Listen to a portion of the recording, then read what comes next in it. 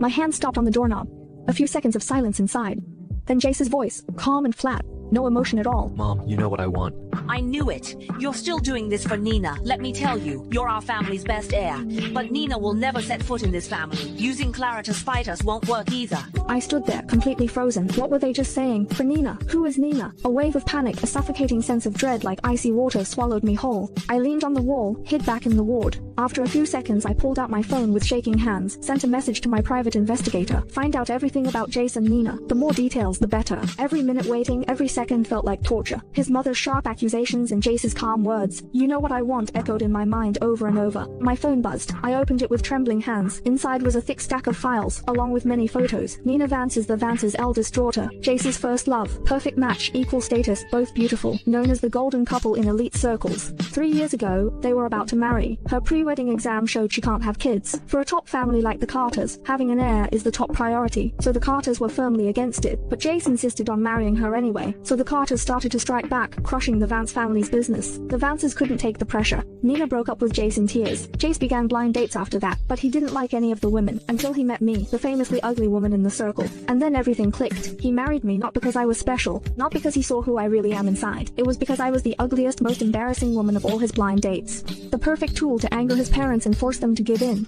He married an ugly woman to defy his family, to make them accept Nina. I stared at the text on my phone, and suddenly laughed. But as I laughed, tears started falling. Pain wrapped around me like a giant net, tighter and tighter, almost strangling me. Mom said being too pretty gets you tricked. But I got tricked even when I was ugly, and even more completely, more ridiculously, and more painfully. These 3 years, the happiness I thought I had was just a carefully staged act. I was just Jace's tool to defy his family, a pawn to prove his love for Nina. I thought I had found the light, but that light was just a reflection, shining from a mirror aimed at someone else. I sat in my room and cried for a long time. Finally, I wiped my tears, took out my phone and called Jace's mother. I want a divorce from Jace Carter. What did you say? Clara?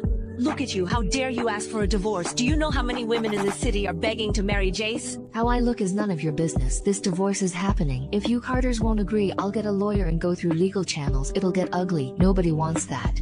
Fine, I'll help you get the divorce sorted. Wait a few days. I hung up, took a deep breath, checked myself out of the hospital. When I got home, the first thing I did was throw away everything Jace had given me. Necklaces, bracelets, rings, bags, all went into the trash, like throwing away 3 years of my own stupidity.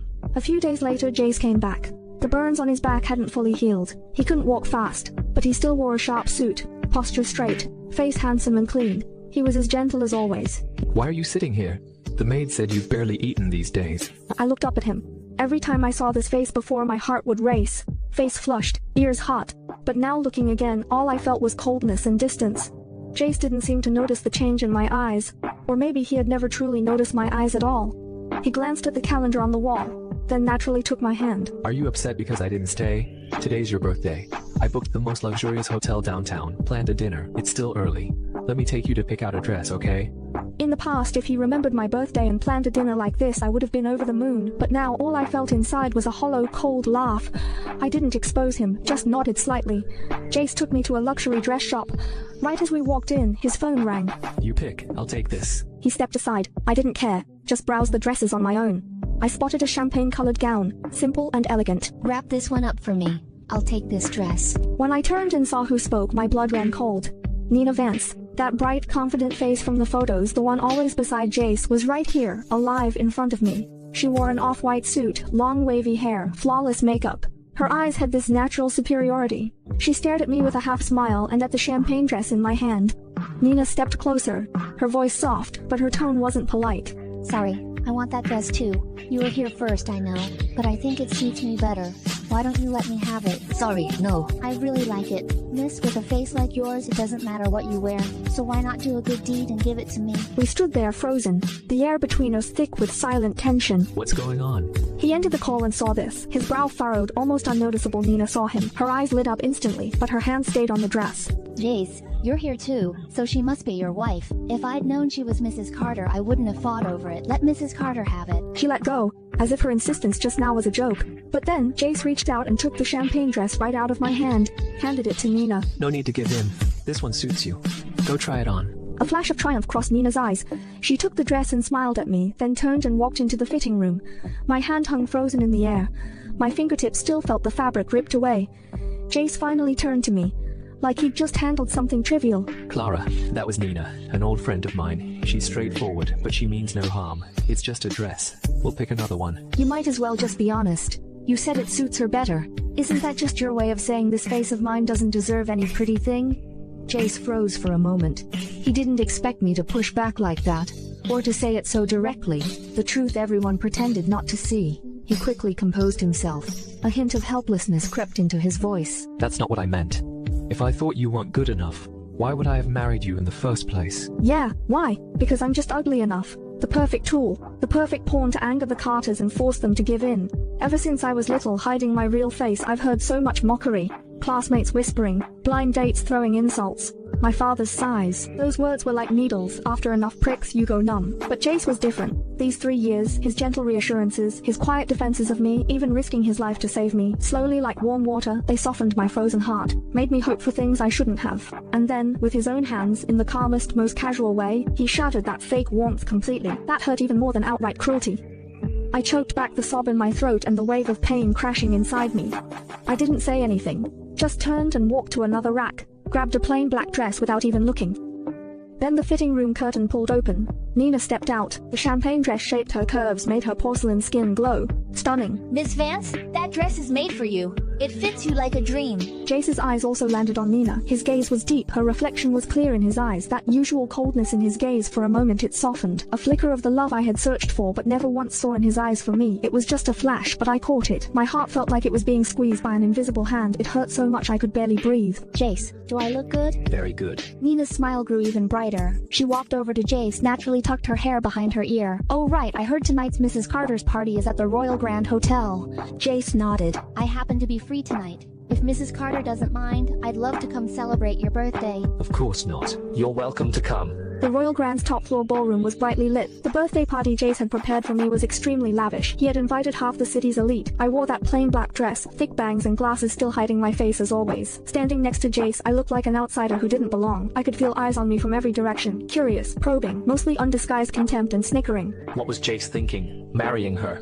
Who knows? Maybe he has strange taste. The whispers crept into my ears. I kept my back straight, my face blank, as if I hadn't heard a thing. Shortly after the party started, Jace gave me a gift in front of everyone, an expensive diamond necklace. When the velvet box opened, quiet gasps of admiration and envy filled the room. I softly said thank you. Nina arrived a little later. The moment she appeared, everyone stared, as if she were the real star of the night.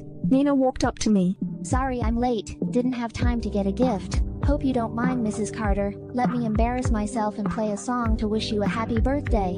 Jace, I remember you play piano beautifully too. How about we play a duet, just for fun at Mrs. Carter's birthday party? What do you say? Jace looked at Nina's hopeful eyes, then glanced at me, silent beside him. He hesitated for a moment, then actually walked over. Their seamless duet began. It was a four-hand version of Fleur Elise. The man, cool and noble. The woman, radiant and charming. They looked like a perfect painting together. The whispers around us grew louder. This time, they didn't even hide it. Now that's a real match. What a shame. If only Jace had married Miss Vance first. That Clara Hale is just taking up space. Such an ugly woman, and she got the city's most eligible heir. What a waste. I stood there, the air around me grew thinner and thinner. Those looks and words were almost drowning me. I turned and went to the balcony. The night air was cool. It blew away the heavy warmth and noise from the ballroom. I leaned against the balcony railing, took a deep breath in, then slowly let it out. Soft footsteps came from behind me, then a warm body pressed close. Arms wrapped around my waist from behind. My body went stiff. Then Jace's low voice sounded in my ear. Why did you come out here alone? Don't take what those people say to heart. Just meaningless gossip. I didn't move. Didn't speak. Jace probably thought I was still upset. He rubbed his chin against the top of my head. His voice grew even softer, with a hint of coaxing. Clara, I've told you, you're fine just as you are. Don't worry about what others think. I like you. That's all that matters. Hearing the word like, I almost laughed out loud. What kind of like? Using me as a tool to defy your family, or as a prop to prove your undying love for Nina? Jace thought words weren't enough to comfort me. Seeing I was still silent, he suddenly tilted his head and kissed my neck without warning. The warm, soft touch came. My whole body jolted. I instinctively wanted to push him away.